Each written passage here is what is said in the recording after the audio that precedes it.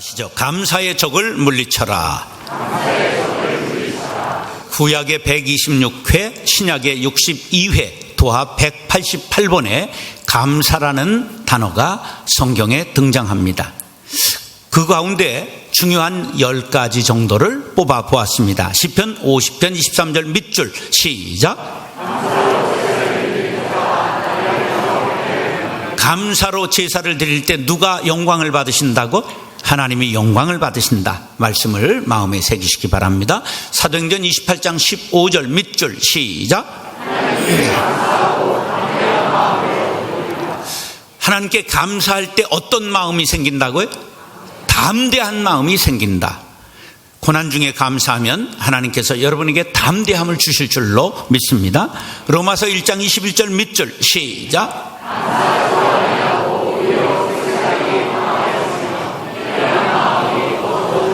감사하지 않으면 멸망한다, 그런 뜻입니다. 고린도후서 4장 15절 시작.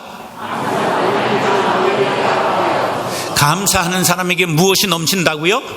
은혜가 넘친다. 할렐루야. 에베소서 5장 4절 시작. 농담 비판적인 말 하지 말고 감사하는 말을 하시기 바랍니다. 에베소서 5장 20절 시작.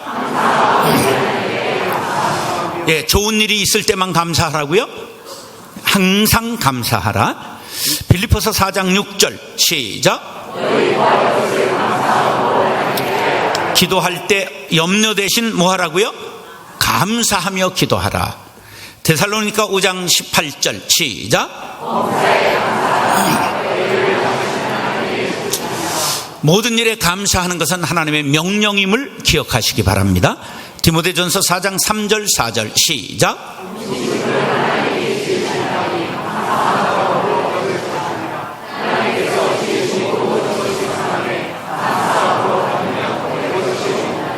먹을 때마다 감사하면 독도 약이 되고 약은 보약이 될 줄로 믿습니다. 골로새서 5장 15절 시작.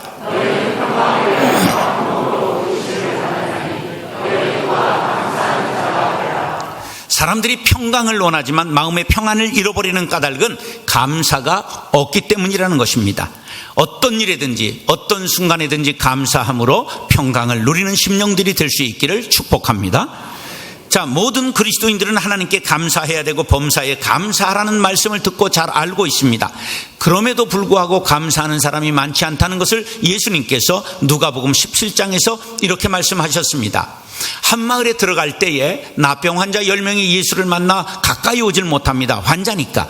그러면서 멀리 서서 불쌍히 여겨달라고 외칩니다. 그러니까 예수님이 됐다, 너희들 제사장에 가서 몸을 보이라. 그러니까 가다 보니까 깨끗해졌어요. 그런데 그 10명 중에 다 돌아오지 않고 몇 명만 돌아와 감사했다고요? 한 명만 돌아와서 감사했다. 여러분, 그 한 명에 속하는 사람들 될 수 있기를 축복합니다. 감사를 우리가 이렇게 하나님이 가르치고 또 명령하고 있음에도 불구하고 감사치 못하는 이유는 감사를 가로막는 적이 있기 때문입니다. 조선이 망할 때 나라를 팔아먹은 사람들을 을사오적, 정미칠적, 경술팔적이라고 말합니다. 1905년 그리고 1907년, 1910년 이제 한일합방 될 때까지 3번 차츰 이렇게 나라를 말아먹을 때 조약에 비준한, 사인한 대신들을 말하는데 최고는 누구냐 하면 이완용이는 세계 전부 들어가 있기 때문에 트리플 크라운을 이룬 역적 중에 역적이 된 것입니다. 이때 적자를 뭐라고 말하냐면 도적적자를 씁니다. 자, 그러니까 감사를 빼앗아가는 도적이 있다는 거죠. 또 이때 적자를, 원수 적자를 쓸 수도 있습니다. 감사를 가로막는 우리의 대적이 있다는 것이죠. 사랑하는 형제 자매 여러분, 오늘 말씀을 상고할 때 감사의 도적이 무엇인지, 감사의 대적이 무엇인지를 깨닫고 그 적을 물리치고 범사에 감사하고 감사로 하나님께 제사를 드리는 하나님의 자녀들이 될 수 있기를 예수님의 이름으로 축원합니다. 따라서 욕심을 물리쳐야 합니다. 자, 욕구가 나쁜 것은 아닙니다. 그러나 욕구가 욕심이 되어버리면 사람들이 멸망할 수 있습니다. 이 욕망이라고 하는 건 성취 욕구가 되고, 그리고 자기 발전을 이룰 수 있고, 나아가 사회 발전의 동력이 될 수 있습니다. 메슬로우라고 하는 사람이 인간 욕구서를 말했는데, 사람은 맨 처음에 생리적 욕구가 차게 되면 의식주의 욕구인데, 이게 차면 그 다음 단계 안정의 욕구를 추구하고, 그것이 차게 되면 소속감과 애정의 욕구를 추구하고, 그것이 차게 되면 존경받고 싶은 욕구가 발생하고, 그것이 차게 되면 자기 실현의 욕구, 자아 완성을 하고자 하는 욕구가 발동된다. 이것이 유명한 메슬로우의 5단계 욕구설입니다. 그래서 사람들은 이런 것을 통하여 자기 실현을 할 뿐만 아니라 사회 발전에 이바지하게 되는 것이죠. 그럼에도 불구하고 욕구가 지나쳐 욕심이 되면 사람의 마음의 눈이 흐려지게 되는 것이지요. 그래서 예수님은 욕심을 경계하면서 욕심의 문제를 재물의 문제로 연관시켜서 말씀하고 있습니다. 시작.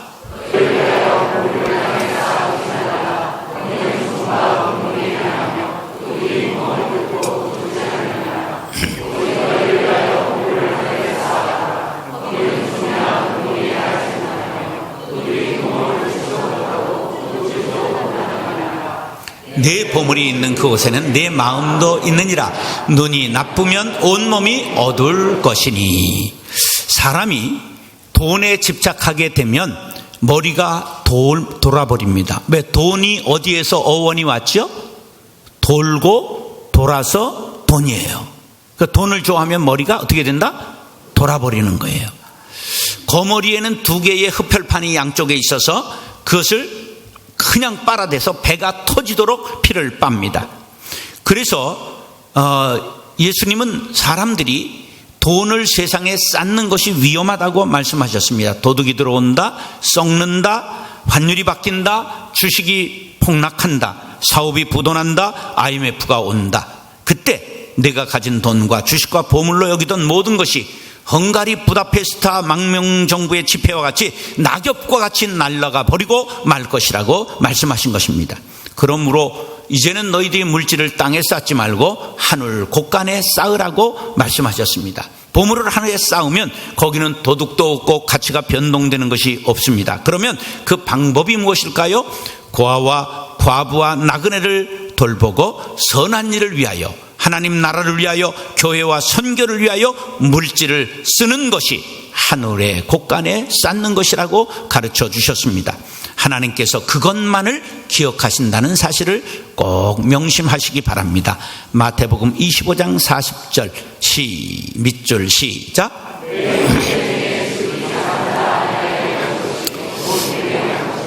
그런데 왜 사람들은 보물을 자기만을 위해 땅에 쌓으려 하는 것일까요? 첫째는 하늘 천국을 믿지 못하기 때문이요, 2번째는 마음의 욕심이 가득 차 있기 때문에 그 사람들은 하늘에 보물을 쌓지 못하는 것입니다. 욕심의 특징은 눈을 흐리게 만듭니다. 욕심은 커트라인이 없습니다. 욕심과 감사는 공존할 수 없습니다. 욕심은 사탄이 주는 마음이고 감사는 하나님이 주시는 마음입니다. 성도들은 욕심을 경계하고 자족하는 마음, 감사의 마음을 가져야 한다고 사도 바울은 4장 12절에 이렇게 말했습니다. 밑줄 시작.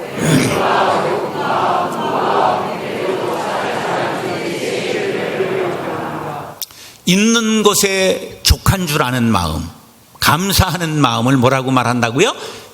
자족하는 마음이라고 말합니다. 욕심이 어떻게 사람들을 멸망케 하는가? 인도네시아 세레베스 섬의 원숭이 잡기를 우리가 들으면 조심해야 되겠구나 하는 것을 깨닫게 됩니다. 세레베스 섬의 원숭이를 어떻게 잡느냐 하면 자루가 긴 호리병에 땅콩을 넣고 원숭이가 사는 숲에 가서 나무 아래 놓고 사람이 숨습니다. 그러면 원숭이가 쪼르륵 내려와서 호리병에 주먹을 싹 넣어서 땅콩을 잡는 순간 사람이 팍 튀어나옵니다. 그럼 원숭이가 나무 위로 쪼르륵 올라가다가 쪼르륵 미끄러집니다. 왜 원숭이가 나무에서 떨어졌을까요? 욕심 때문에 땅콩을 손에 잡은 것을 놓지 않아서 여기에 뭐가 달렸어요? 호리병이 달려 있는 것입니다. 원숭이가 욕심 때문에 나무에 떨어지는 것처럼 우리들이 욕심을 버리지 않으면 지옥에 떨어진다는 것을 기억하시기 바랍니다. 야고보서 1장 15절 크게 시작.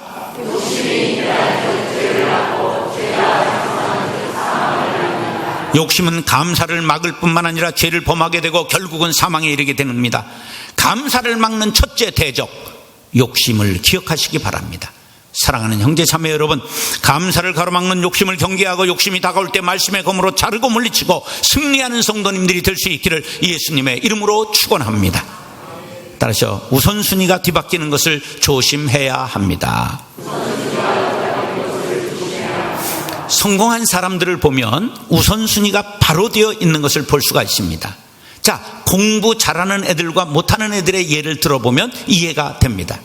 공부 못하는 애들은 시험 학기 말이 다가오면 어떻게 하느냐 하면 공부해야지, 그리고 책상에 앉습니다. 그러면 일단 앉기는 앉았는데 책상이 어수선하면 책상 정리부터 시작합니다. 그리고 연필을 꺼내려고 서랍을 여니까 서랍이 지저분합니다. 그래서 서랍 정리를 합니다. 그래서 이제 과목을 펼쳤는데 시험 범위를 모릅니다. 그러니까 친구에게 전화합니다. 그리고 이제 노트를 펼치려고 하니까 노트 필기가 안 되어 있습니다. 그 친구한테 야 같이 공부하자, 노트 가져와라 부릅니다.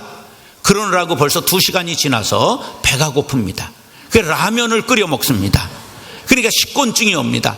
그래서 야 지금 빨리 자고 아침에 맑은 정신에 공부해야 되겠다. 그래 뒤비져 자는데 일어났는데 해가 중천에 떠 있습니다. 어떻게 그렇게 내 말을 하느냐? 내가 안 해봤기 때문에 압니다. 그런데 공부 잘하는 아이들은 평소에 정돈되어 있고 범위를 알고 앉는 습관이 되어 있기 때문에 앉자마자 집중해서 공부를 하게 되는 것입니다. 인생에 우선순위만큼 중요한 것은 없습니다. 하나님의 숫자를 1이라고 한다면 세상의 숫자를 0이라고 합시다. 하나님을 앞세울 때에 뒤에 따라오는 것은 모두 다 플러스가 됩니다. 그런데 세상의 것을 앞세울 때 뒤에 따라오는 학력과 지위와 명예와 돈과 모든 출세한 것들이 전부 소수점 이하로 떨어진다는 것을 기억하시기 바랍니다. 하나님을 우선하지 않는 노력은 소수점 인생이 되고 헛되고 헛되다는 것을 명심하십시오. 24절 33절 밑줄 시작.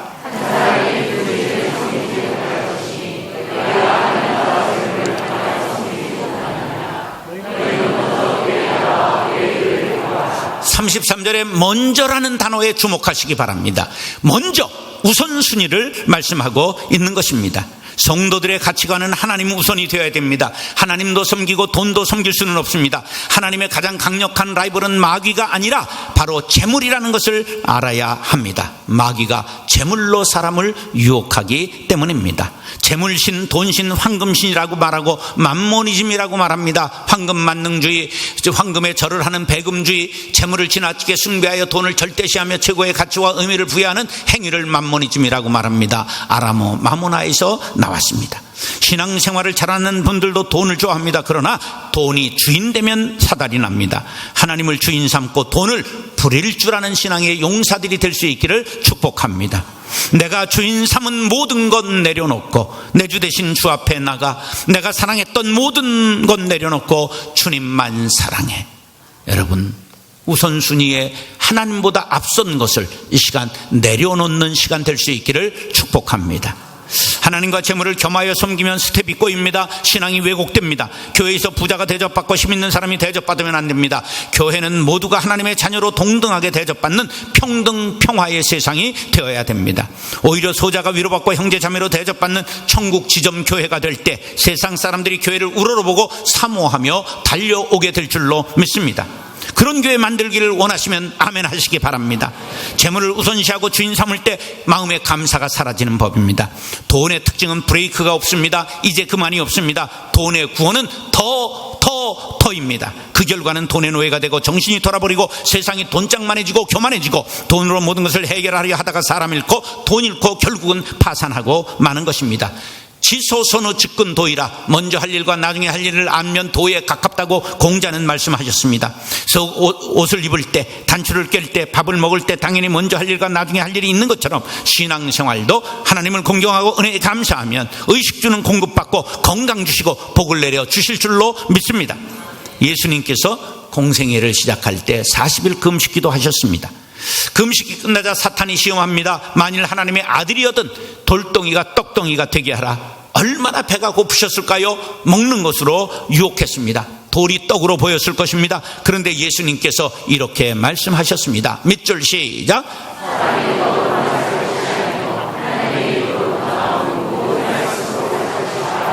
사람에게 떡과 빵과 밥은 절대적으로 필요한 것입니다. 이러한 떡조차 하나님께서 공급하시는 생명의 양식보다 앞서면 안 된다는 것입니다. 사랑하는 형제 자매 여러분, 우선순위가 잘못되면 감사가 사라지고 실패하고 맙니다. 하나님 우선, 교회 우선, 형제 우선, 우선순위를 바로 세워 감사를 회복하고 하나님께 영광 돌릴 수 있게 되기를 예수님의 이름으로 축원합니다. 따라서 염려를 물리쳐야 합니다. 염려는 새벽 안개처럼 우리들이 자고 나면 스며 나옵니다. 때마다 일마다 우리의 마음을 덮습니다. 예수님께서 사람들의 염려의 근원을 아시고 이렇게 말씀하셨습니다. 밑줄 시작.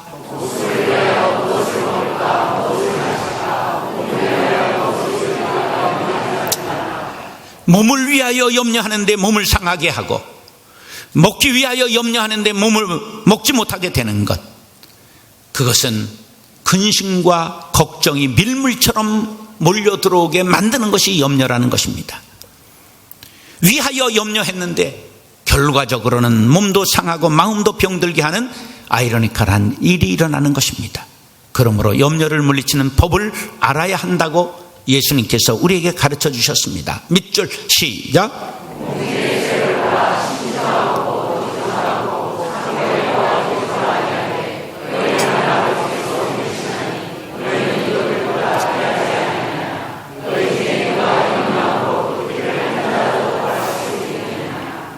공중 나는 새를 보라 염려하지 않으며. 공중 나는 새가 염려하지 않지 않습니까? 그런데 우리는 염려한다 그런 말이에요. 염려해서 키가 한자 자란 사람 있으면 손 들어 보십시오. 차라리 신발에 비료를 뿌리고 사시기 바랍니다. 우리가 염려한다고 들에 피는 백합화들이 염려하다가 무너지는 것 보았습니까? 그런데 그들의 꽃 모양이 솔로몬의 입은 왕복보다도 아름답지 않습니까? 왕복은 전부 바느질했지요. 그런데 들에 피는 꽃들은 바느질이 없어요. 이것을 천의 무봉이라고 말하죠. 천사의 옷은 뭐가 없다? 바느질이 없다. 염려는 불신자들이 하는 것이고 너희는 오직 감사하라고 말씀하고 있습니다. 31절 34절의 밑줄 시작.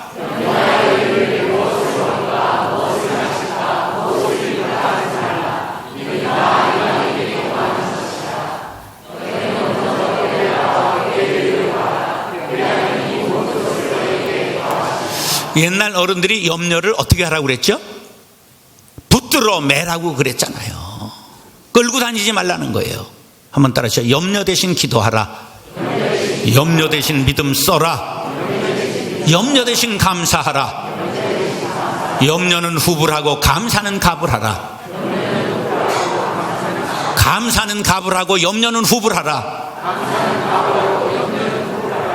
현대인의 마음속에 평안이 없습니다. 불안합니다. 걱정이 많습니다. 왜 그럴까요? 마귀가 염려라는 가라지를 우리에게 뿌리고 가기 때문입니다.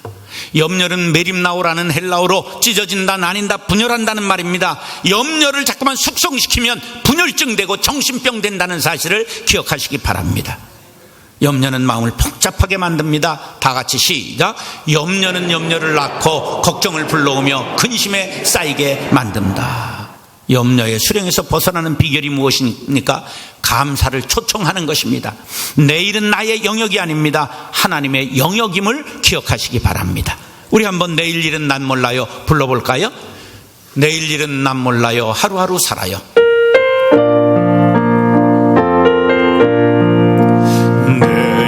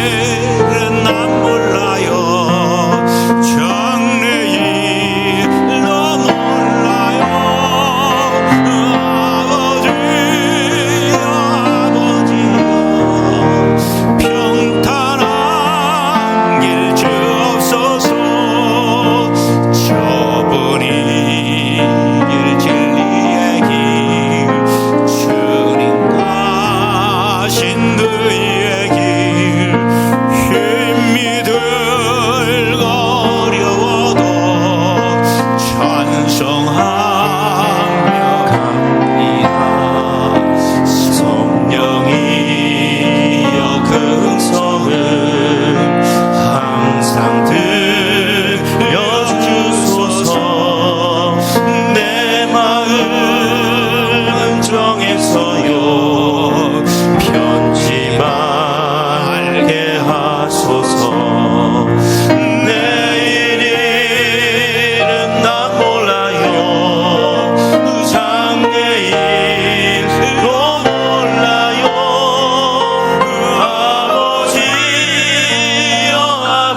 아버지여 주신 소명 이루소서.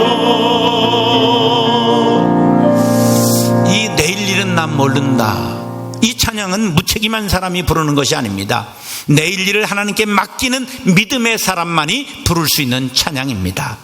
오늘 최선을 다하는 사람이 부를 수 있는 찬양입니다. 우리의 인생을 주관하시고 내일 일은 예비하시고 앞날을 대책하시는 하나님을 신뢰하시기 바랍니다. 염려 공장 공장장, 근심 공장 이사장, 걱정 공장 본부장으로 인생을 살지 마시기 바랍니다. 하나님을 신뢰하고 감사하며 기쁨으로 사시기 바랍니다. 태도가 인생을 결정합니다. 돈 있는 사람이 건강할까요? 웃는 사람이 건강합니다. 비싼 것을 먹는 사람이 건강합니까? 아닙니다. 잘 먹는 사람이 건강합니다. 우유 배달 시키는 사람이 건강합니까? 우유 배달하는 사람이 건강한 법입니다. 감사하는 마음이 염려를 물리치고 행복을 불러옵니다. 빌립보서 4장 전부 시작.